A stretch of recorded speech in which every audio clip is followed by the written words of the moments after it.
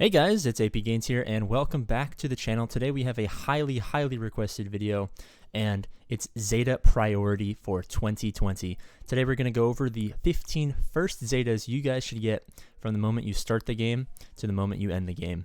Let's jump into it.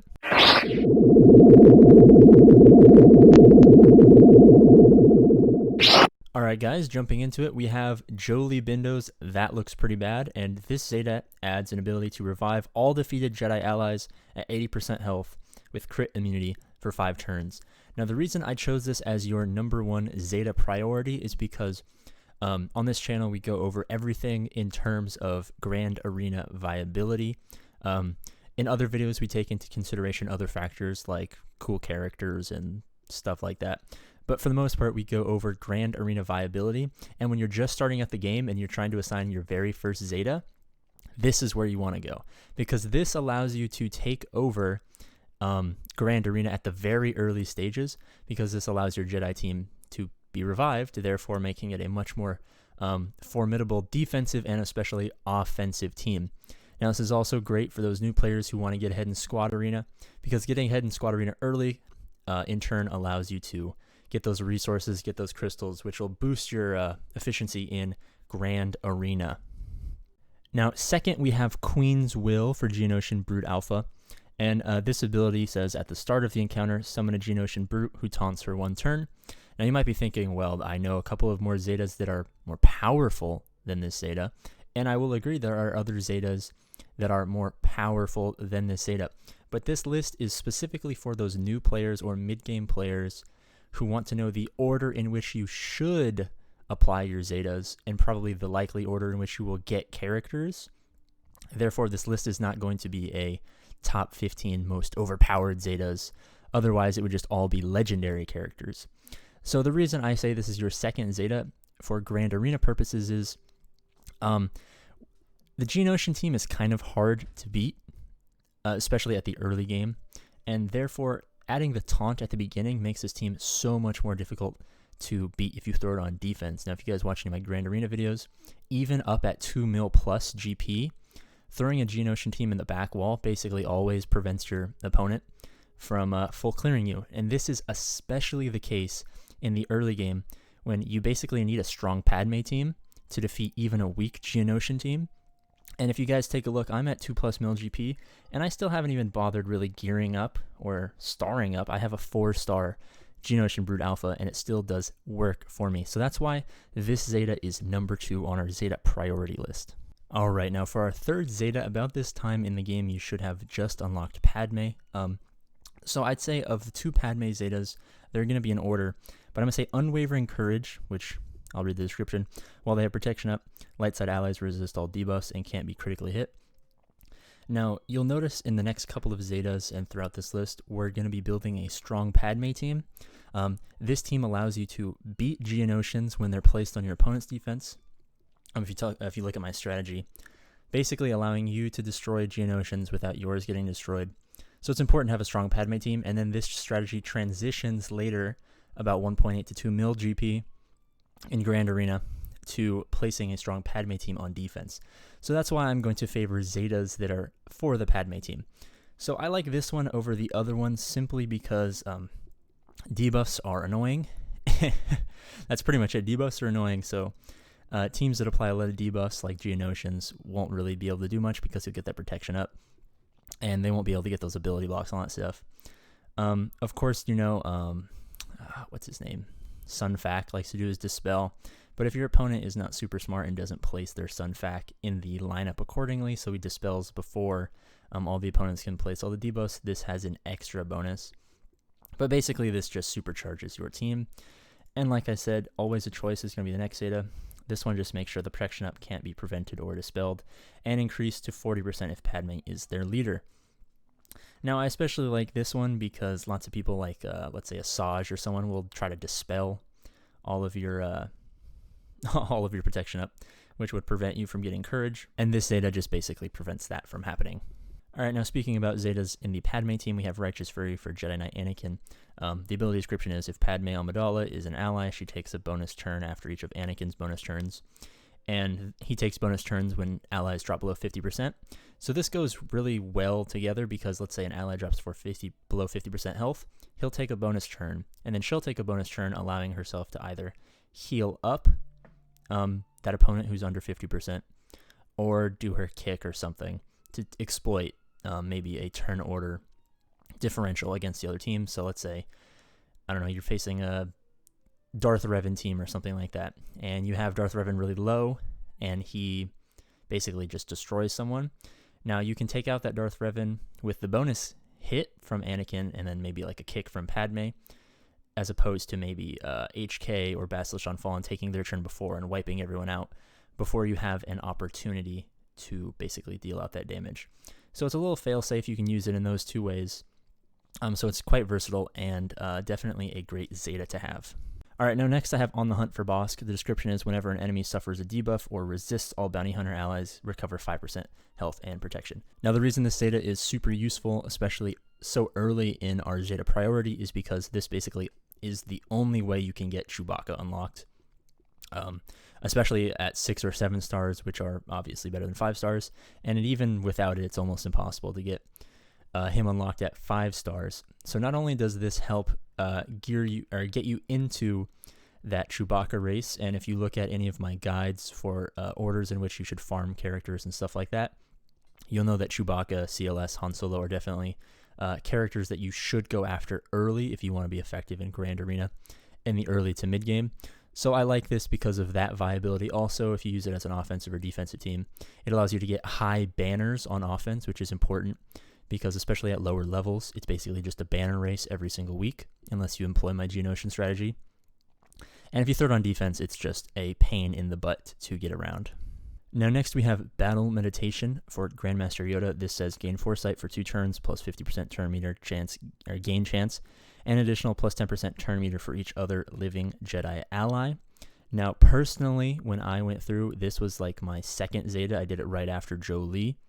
That was only because I bought the Hyperdrive bundle as a birthday present to myself, and I eventually accumulated Zetas before I had before I had any of the characters that you guys would have. So I just had Zetas earlier in my time without the characters that you would normally have. So I threw this on him early, but here it is on the list. It's just a great way to ramp up your Jedi team. I mean, if you're one of those people who farms Jedi Knight Revan super fast, this is definitely a great Zeta because of that Foresight and all that other stuff. But yeah, if you don't have Jedi Knight Revan and you're just running a Basilisk on team, this is also great to avoid hits, offensive and defensively. All right, 8th on the list, we have Daring Padawan for Ahsoka. If the ally leader is Galactic Republic, Ahsoka is called to assist whenever another Galactic Republic ally uses a special ability. Now, this is partially in the theme of a strong Padme team because the Zeta definitely is useful there.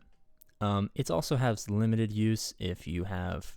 I know a lot of people are going to run weird Jedi Knight Anakin lead or Rex lead teams before they really have Padme or something. So if you're really, really early game... and for some reason you employ that strategy, it's also useful. But this is mainly for Padme Amidala lead use. And it's great, especially against, like you say, early games when you use Padme against Geonosians, dispelling all those buffs. Also, it's just a nice little extra damage boost when you use it against any other team. Now, coming in at 9 on our list is Loyal Friend for Chewbacca. Description is when Chewbacca deals damage to an enemy, Chewbacca and all guarded allies recover 3% health and protection. Now, the reason I love this Zeta so much is because, again, it's all about Grand Arena viability, and this basically allows you to know for a fact if you use CLS lead with Han Solo and Chewbacca that you will come out with max banners, undersized, because lots of people place terrible teams on defense because they like using their good offensive teams. And I don't blame them, because using your best offensive teams is definitely the way to go. The only reason that you guys are going to be more successful than everyone else is because you guys will employ strategies that will allow you to get maximum amounts of banners on offense, not simply teams that do great but aren't great banners like, I don't know, General Grievous or something like that. Or Shock, God forbid you use Shock T and you go all in on Shock T early. But you're going to employ teams on offense that get high banners like the CLS team, the Bastila Shan led team, Boss Zeta led team, stuff like that. That gets you good banners, and that's going to get you those Grand Arena wins. All right, coming in at 10 is General for Jedi Knight Revan. And you guys might be thinking like, whoa, Jedi Knight Revan at 10? You must be crazy. Now, this is definitely going to be a point of controversy for a lot of people. I've made my opinion known that rushing Jedi Knight Revan is basically setting yourself up for months and months, if not years, of Grand Arena disappointment. And we're strictly talking if you're free to play or you're hyperdrive. So just to rehash why I think Jedi Knight Revan is not a good rush, I'm getting a little heated right here because I think I might be the only person in the world who doesn't recommend Jedi Knight Revan rushing. You spend so much resources on one good team when in the same amount of time you could have 3 or 4 pretty good teams, if basically the same skill set, or not skill set, but skill level, and then you've completely outclassed your opponents. I'm running into this problem. I mean, you can call it a problem. It's really a blessing in disguise.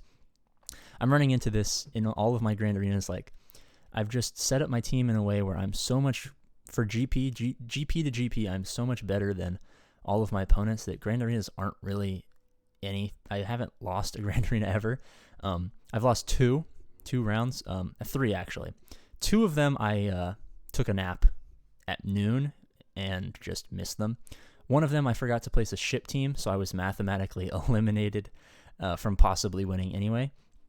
But that's why follow my guides, guys.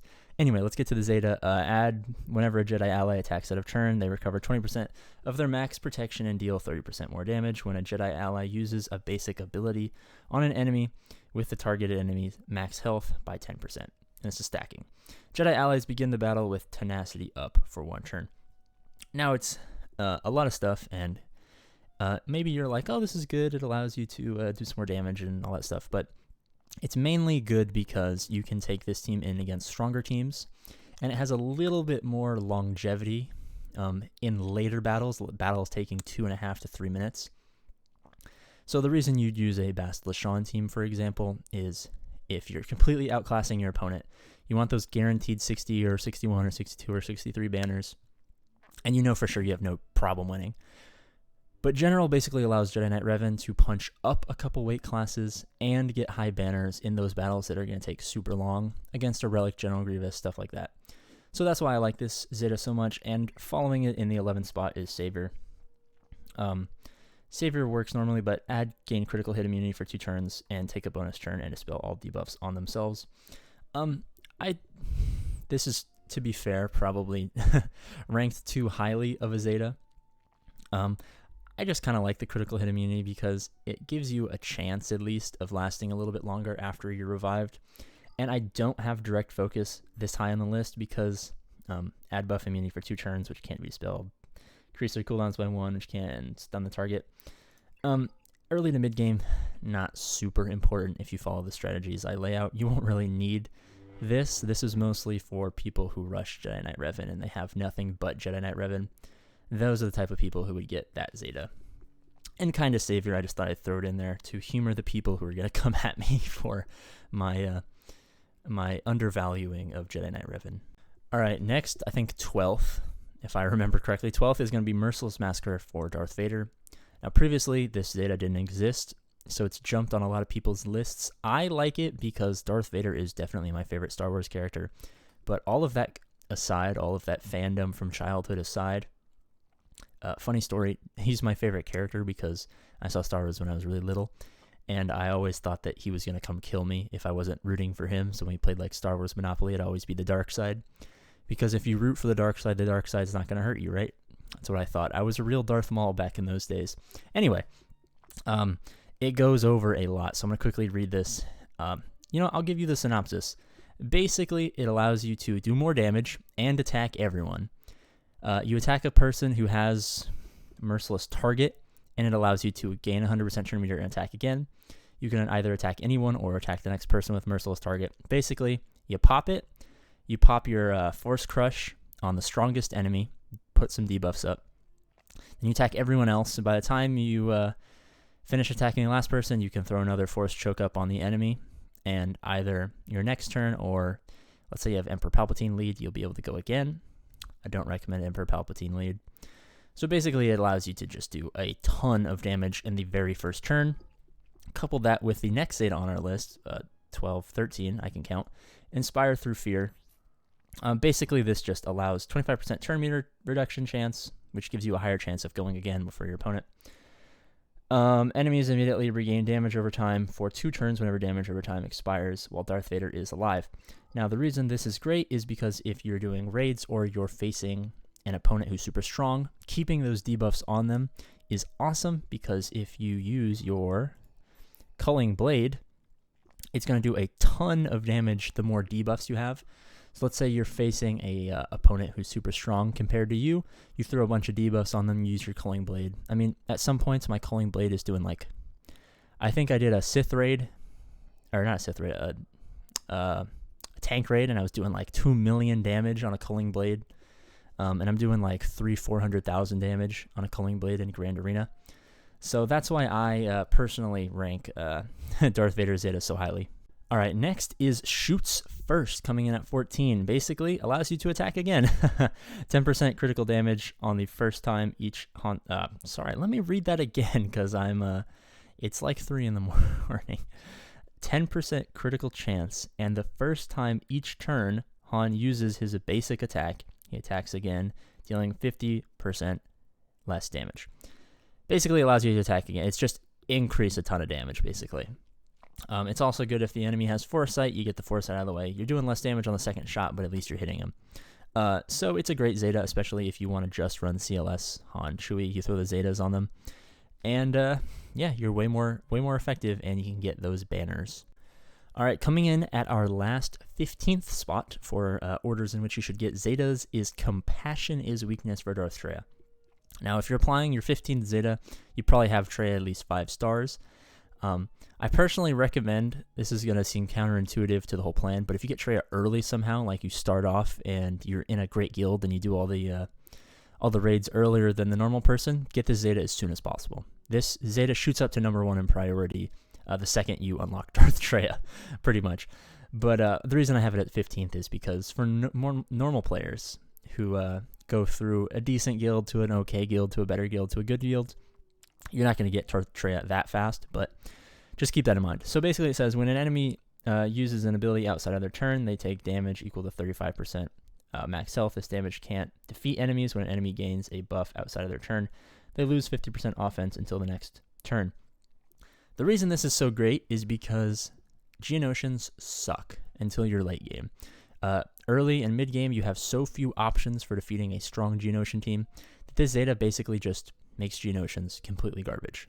I don't know what else to say, but it makes Geonosians complete garbage. My Traya isn't even that strong, but you throw Traya with like a Gear 12 Nihilus, Gear 12 Scion, and you have full Gear 12, maybe even Relic Geos, you're 3v5ing them. Basically saves you a team, allows you to get that full clear if you otherwise wouldn't. Traya is also great against Padme. So what I do is I always put Geos in the back wall like normal, but I put my Padme in front now that I'm at 2 mil, because now I know my opponents have Traya, and throwing Geos on the front wall would just be suicide. So people like to use Traya against Padme. They use their Traya to get the Padme.